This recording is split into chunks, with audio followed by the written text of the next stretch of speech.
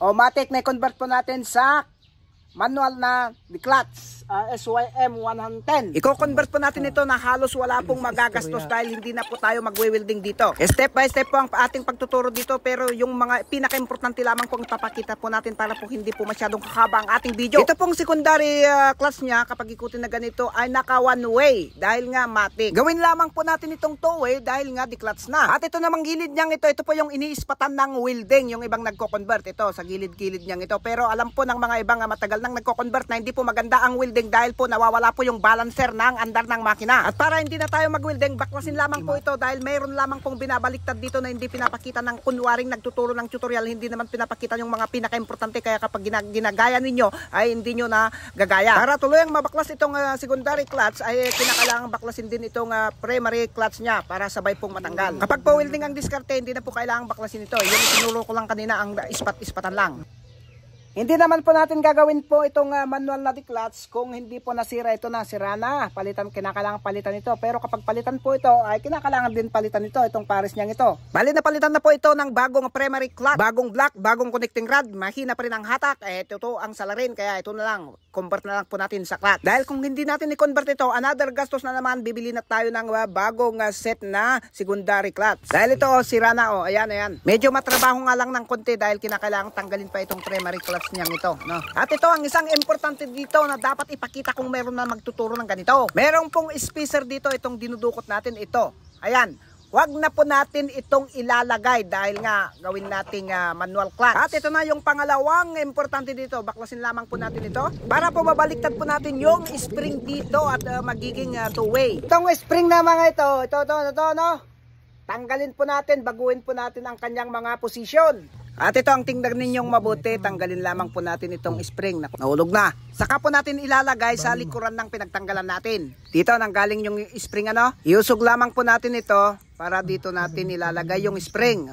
Yan, sa likuran niyang lang. Kahit ano na ang diskarte nyo sa pagtanggal at saka paglagay. Nakukubaran yung camera. Ayan, remedyo po natin para may pakita lamang sa inyo, no? Ito, yan. Ganyan po. Ganon lang po, nabago lang po yung pinaglagyan ng spring. Yan. Ganon lang.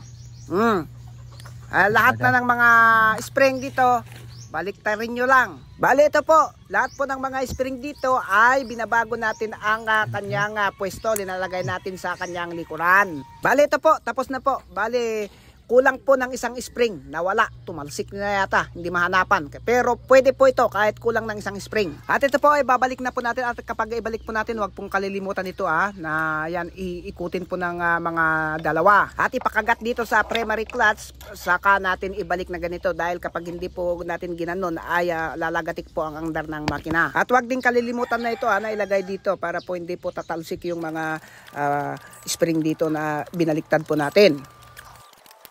Bale, ito po, nalagay na po natin ito at ito po ang huwag na natin ilalagay, itong spacer na to para hindi na maging one way.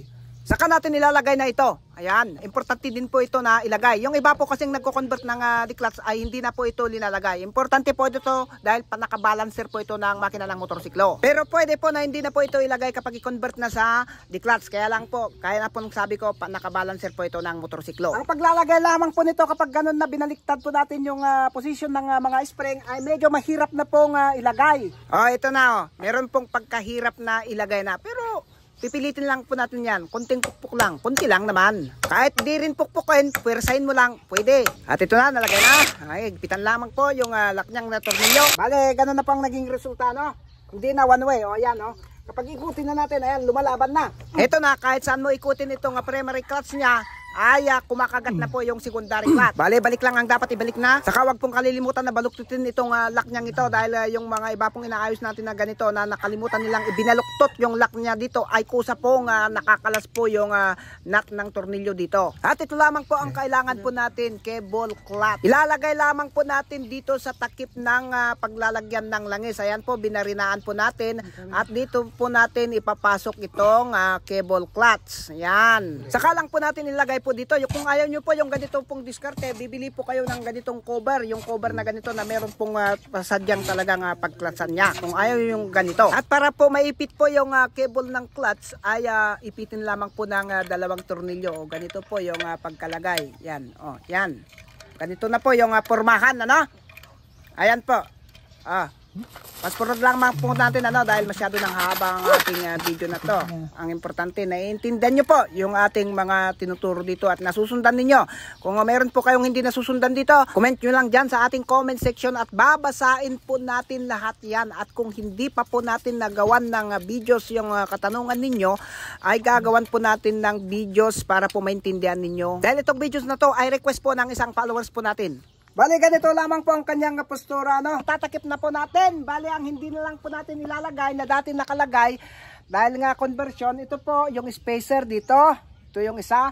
Pangalawa po, ito po yung tagatulak ng cambio mula dito para doon sa clutch. Wala na to kasi nga na-convert ng ganito. Bali, yung lamang po ang ginawa natin at ibabalik na lang po natin ito para po testingin at may pakita naman sa inyo at hindi naman sasabihin yung mga ayaw ng ganitong tutorial na hindi naman tumakbo, hindi naman tinisting, na? Para wala po kayong masabi. At ito na po yung kanyang hang clutch. Pansamantala munang linagyan natin ng pangit na spacer. Palitan din natin yan. Ito lang muna ang available na ngayon. At ito po, ganyan na po ang pormahan. Bali ito, wala na pong paglalagyan ng langis. Pero walang problema dyan. Ang paglalagyan po ng langis kapag ganito na, kasi na-convert na, ay dito baklasin po yung pagtupian, dito po ilalagay. Ito po, ganyan lang. At ito na, ready testing na. Ito lamang po yung para hindi nyo makalimutan. Ayan, pakita ko lamang po ulit. Yung mga tinanggal lang po natin nung kinonvert po natin. At ito na, yun. Na. Wala pang tambutso, iniintay pa lang po natin yung order nating tambutso. At ito, subukan natin patakbuhin itong clutch na manual niya. Subukan natin. Yan na. Nakadyo na po. At yun.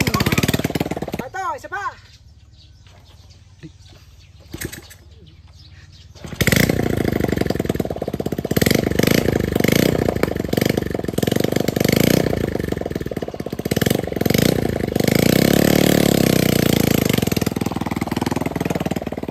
Bali, ganito na po ang naging itsura ng ating kinonvert ng the clutch. Yan.